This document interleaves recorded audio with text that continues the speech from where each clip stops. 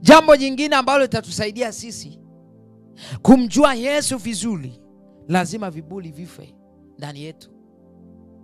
Viburi lazima vife ndani yetu. Kuna wengine tunatembea kwenye viburi pasipo kujua, na kwa wengine ni watumishi wakubwa kabisa, lakini wana viburi vya uzima bila kufahamu. Yakobo kuna kipindi alifuliza kusema sana. Bwana akizungumza sana kitu kinaitwa kiburi cha uzima. Tena anakizungumzaga kwa machungu, kwa machozi. Bwana Yesu asifiwe sana. Wakristo wengi tuna viburi vya uzima. Na mtu mwenye kiburi cha uzima ni ngumu sana kujitambua au kujigundua. Kwa sababu ni mtu ambaye kwanza anajiona anajua. Anajiona anajua, anafahamu kila kitu. Haambiliki, hashauliki.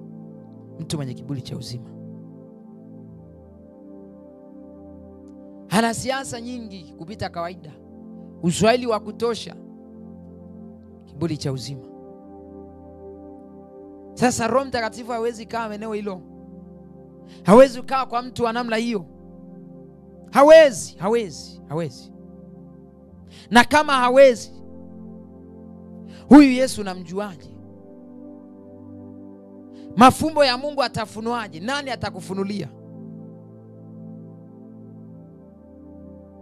Bwana Yesu asifiwe sana.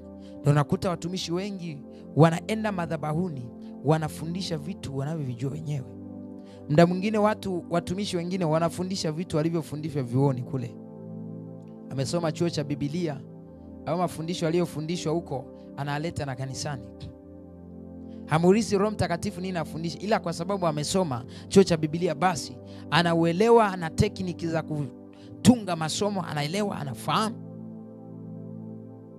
Kuna mchungaji mmoja akawa ananiuliza, kwani wewe umejuaje kutunga masomo hivi, kufundisha hivi vizuri, umejuaje? Hakana niuliza maswali. Sijasoma chuo chochote cha Biblia wala kitu chochote. Bwana Yesu asifiwe sana. Ni sawa, maarifa ni muhimu, lakini Roho Mtakatifu ni muhimu sana kuliko hayo, kuliko vyuo, kuliko kusoma huko. Bwana Yesu asifiwe sana. Haleluya. Ni muhimu, lakini pasipo Roho Mtakatifu unaweza ukasoma bure. Sasa unakuta huko vioni wanafundishwa. Mwingine anafundishwa kitabu, Biblia ni kama kitabu kingine tu. Kwa unakuta mtumishi ametoka chuoni, amepiga degree yake nzuri, anakuja madhabahuni anasema kitabu ni kitabu, Biblia ni kama kitabu kingine tu. Ni kama kitabu cha sheria, ni kama hivi na hivi. Sasa unajiuliza huyu mtu anaongea nini?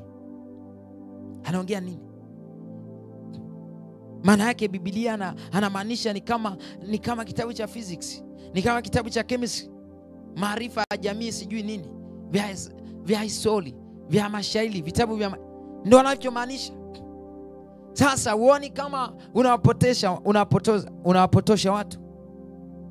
Kwa najikuta watumishi wengi wamepoteza watu wengi, wamewatoa kwenye msali. Kuna mtumishi mwingine akanifurahisha sana. Anakuambia kwanza maombi ya kufunga hayasaidii. Mimi na miaka 2 sijafunga. Ni mchungaji yuko madhabahuni anazungumza. Ninaongea kitu ambacho nilikiona na ninakishuhudia kwa macho yangu. Ni mchungaji huyo madhabahuni mbele anasema kwamba maombi ya kufunga hayasaidii. Ana miaka 2 hajafunga.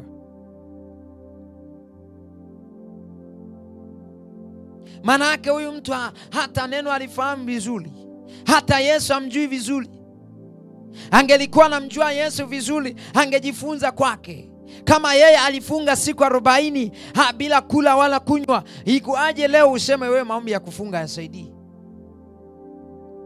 Bwana Yesu asiwe sana. Iwaje wewe leo useme maombi ya kufunga hayasaidii? Inakuaje? Kitu ambacho hakipo. Bwana Yesu asiwe sana. Na vyote hivyo vinasababishwa na kiburi cha uzima, kutokutaka kujifunza. Unajua hata kama wewe unajua, jifanye muda mwingine haujui. Kuna vitu tu utavijifunza tena vidogo vidogo, kwa sababu